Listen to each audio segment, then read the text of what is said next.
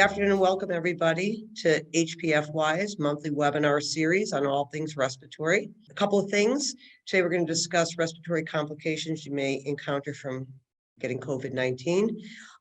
This is being recorded. You can also go back to it and watch it on our YouTube channel if you'd like. And at the end of the presentation, we will open it up to questions and answers. So what exactly is COVID-19? We've heard so much about this for the last 2 years. So COVID-19 is in a family of viruses called coronaviruses. And the reason they call it that, if you even look to the left of the screen, is because it looks like a crown. It has thorns on it, and that's what corona is. It's actually Latin or Greek for crown. So that's where you get the coronavirus. They've been around for years and years. As a matter of fact, the common cold is a type of a coronavirus. Some of the coronaviruses only affect animals and birds.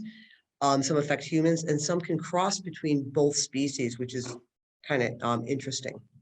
It can cause a variety of symptoms from very mild, maybe a headache, a little bit of nausea, some upper respiratory things, to very severe, where people actually end up ventilated and in the hospital.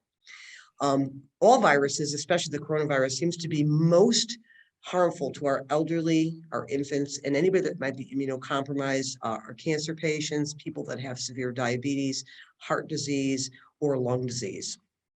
So if you remember back in the early 2000s, SARS and MERS were around. So the Middle Eastern respiratory virus, and these viruses have been, people don't understand, they've been working on an antidote for these viruses. They've been working on this immunization since the early 2000s because they wanted to get rid of these other coronaviruses. They never realized that COVID-19 was going to pop up. It's just another variant. And not only does it cause respiratory illness, but it causes an inflammatory response in the body. And that's the biggest problem, is that it causes scarring. And even with some very, very healthy people, it can cause what they call a cytokine storm, which the body just starts to attack itself. We don't really know why it happens, but it happens a lot with you.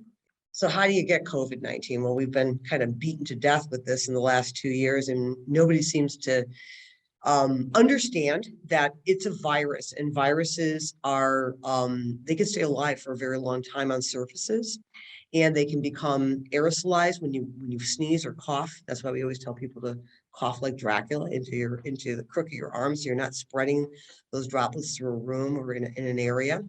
And what happens a lot of times, especially if you work in an office environment or anywhere, you're touching common surfaces that other people touch, or any public place, and you might touch your eyes, your mouth, or your nose, and those are great entry. Any place that you have a mucous membrane is a great entry point for this particular virus and most viruses. You can get it through your eyes. So if someone coughs in your face, you probably have gotten sick from kids, grandkids, when they sneeze in your face, and then of course a couple of days later you end up getting whatever they had, because that virus is in those droplets and it gets into you very easily. Be careful when you touch things like common things, like people touch, office phones, maybe handrails in public places, doorknobs, sink handles, ATM machines. Those things are loaded with bacteria and virus, and if you do touch them, you should wash your hands after. They now know that they can detect COVID in feces. So what they've been doing is they monitor a lot of the sewage systems in large public areas, and they can kind of predict outbreaks. They're actually doing it right now because the COVID variant, Delta and Omicron, are now making another variant. And so we'll see this going on and on and on. Some will be lethal, some will be very mild, some we won't even notice.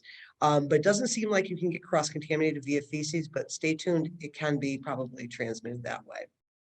So what kind of problems can you get respiratory-wise? There's a lot of problems you can get from COVID-19, but respiratory-wise, the biggest one is pneumonia, and people don't take pneumonia as seriously as they should. What pneumonia is it's an inflammation from either a bacterial or a viral infection that goes from usually the upper respiratory system, your sinus area and your throat, down into the lower respiratory tract, and it junks up your lungs. Basically, you get a lot of debris and fluid, and what happens is it's hard to breathe against those things, and that fluid starts to become ascending. It starts at the bottom and fills up to the point where the patient may not be able to breathe.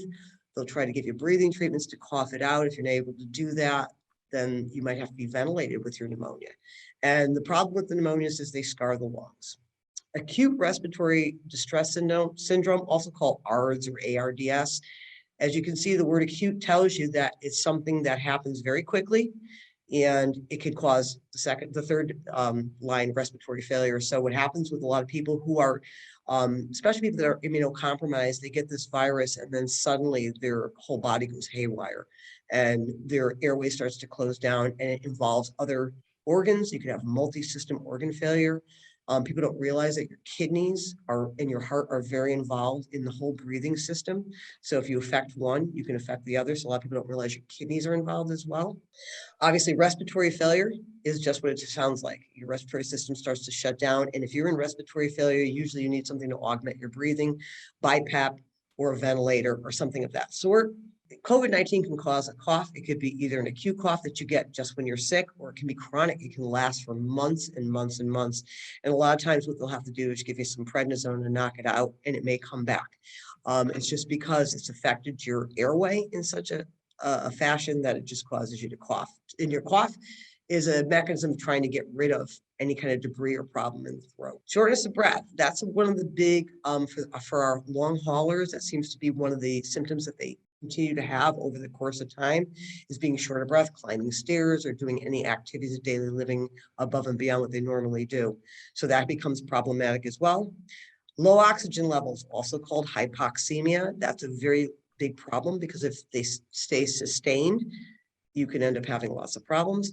And the reverse problem that people have also is they could have carbon dioxide retention, which can cause a lot of problems because you're not breathing properly. If you don't breathe properly, you can't flush the carbon dioxide out of your lungs. So just to get a little deeper into each of these. So pneumonia is the most common consequence of the virus. As I said, mucus and debris clog the small air sacs that make it difficult to breathe. And the biggest problem is you can't get oxygen into your system and transfer it to the rest of the muscles in your body that need it. And remember, your heart is a very big muscle that needs oxygen constantly to function properly. So if you deprive your respiratory system of oxygen, you're actually depriving your whole body of oxygen, including your heart and your brain. Pneumonia also causes an inflammatory response in the body, and that's why the lungs tissue can become scarred. This pneumonia that people are getting from COVID-19 is a viral pneumonia, so it's resistant to a lot of the antivirals that we already have on the market. They are manufacturing as quickly as they can things to attack it, and it looks like we're going to be getting, like a flu shot, one a year to stave off the COVID-19 virus so you don't end up with a pneumonia. And this is a big one for all these things, it depends on the patient's underlying condition. Pneumonia could be a life-threatening condition if you're already, what we say in the healthcare industry, behind the eight ball. In other words, you already have other insults to your body, diabetes, heart disease, lung disease. Those things, if you're taking treatment for cancer or you're very immunocompromised because of some disease that you have, these are opportunistic viruses and diseases that help move along into your body very quickly and can cause a lot of havoc. ARDS and respiratory failure, like I said, these conditions usually require some sort of mechanical ventilation or augmented breathing because the lungs just can't perform properly, and nor can the diaphragm, which is part of the whole breathing system. These are fatal conditions in some circumstances, in a lot of circumstances with COVID-19, because they didn't understand it when it first came out, and they didn't have antivirals to attack it. A lot of people very quickly passed away from this. They got fluid in their lungs. They couldn't get it out fast enough. They had these fevers they couldn't break. And it makes it difficult to get oxygen in, and then the body systems start to die. ARDS and respiratory failure are very fast-moving situations. So if you're home and you're really struggling to breathe, and I don't care if you have COVID or any other respiratory illness, you need to get to the hospital very quickly because these situations can take over, and then before you know it, you could be unconscious and on a ventilator. Acute respiratory distress syndrome usually leads to respiratory failure in most circumstances. Just remember, it can take up to 2 years, maybe even longer, to regain lung function from having an insult like this to your lungs. So you may not be able to work, you may not be able to play sports for a while, if ever again. And we're talking about older patients. Our younger patients seem to bounce back much more quickly, as we know with most things, but it could take up to 2 years to gain lung function. That's very difficult.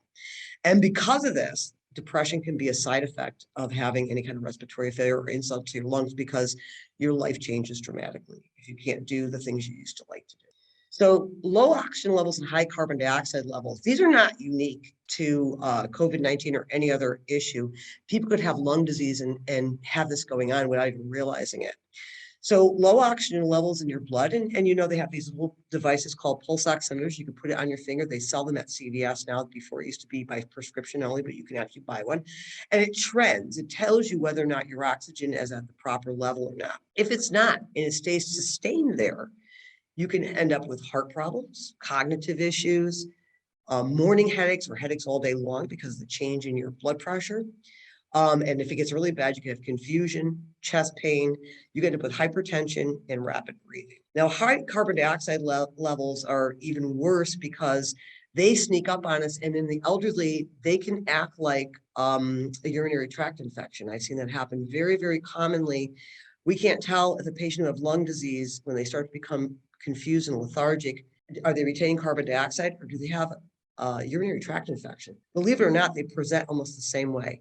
And confusion and talking very oddly seems to be one of the biggest things that we see with patients like that. So if either your oxygen or your carbon dioxide levels are out of whack and remain there, you're going to need augmented breathing. So in other words, you may need to use a bi-level machine or a mechanical ventilator, all day long or at night.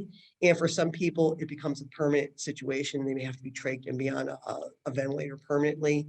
And for some people, if we can't get their carbon dioxide and oxygen levels correct, it may lead to their demise, unfortunately. So obviously not being able to breathe properly can lead to these conditions. Carbon dioxide retention is due to the inability of the patient to get rid of it. What happens is your diaphragm doesn't work properly. And for the diaphragm, it's a two-domed structure. And what it does is it pulls down on itself to pull air in and pushes up to get rid of the carbon dioxide, which is a byproduct of breathing. And if it doesn't perform properly, the carbon dioxide stays in, the oxygen doesn't get in. So those are pretty much a lot of things that you can get from just having COVID, and not just COVID-19, but a lot of viruses do cause this. So if you have any comorbidities, anything that like diabetes, we see obstructive sleep apnea a lot, obesity, unfortunately, not easy things to overcome, but those are the people that are higher risk of getting respiratory problems that may persist for a while. Does anyone have a question or a comment, a thought, anything that you might want to say? We totally appreciate you being here today. Remember, we take this very seriously. We want to discuss things that are pertinent to your life and your lifestyle. Please let us know if you have any suggestions for future topics that you might want to discuss in the respiratory field. As always, we thank you for being here, and we look forward to seeing you next month with another topic. And stay well.